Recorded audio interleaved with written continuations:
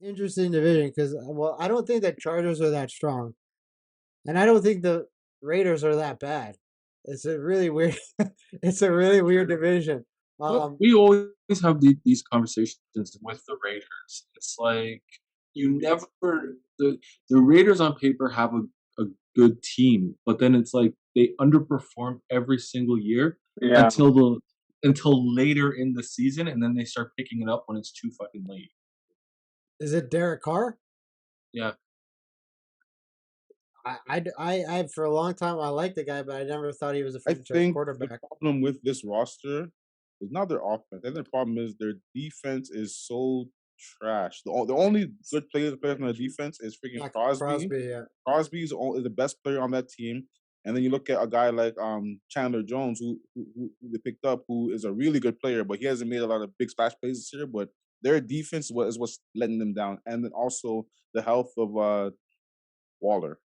Those are the two things that's weighing them down right now. But I don't think offensively they're struggling. Well, Really. they have the most surprising running back in the game right now. Josh Jacobs playing fucking fantastic, right? Like if you had him on fantasy, you're lucky because he's just racking up points, right? mm, it's Uh, true. Fifth round. yeah.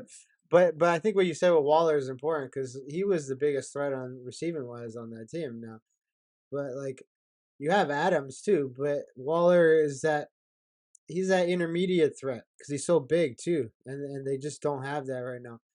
You look at every great every good NFL team in the league right now. They all have one thing in common.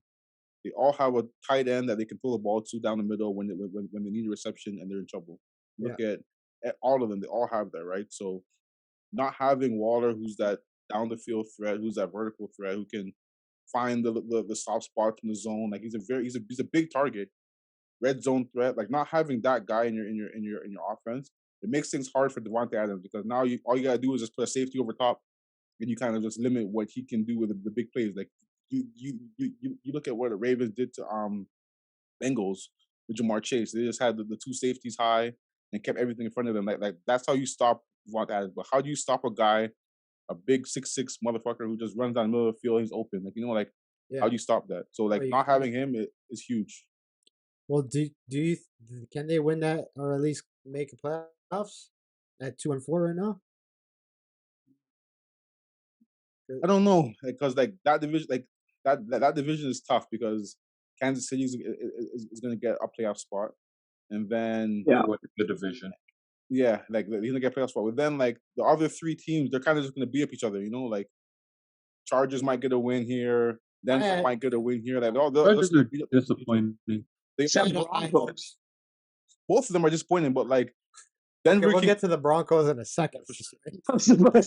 all three of those teams, the Chargers, Raiders, and other team. Chargers, Then Raiders, Chiefs. and Denver. Yeah, Chargers.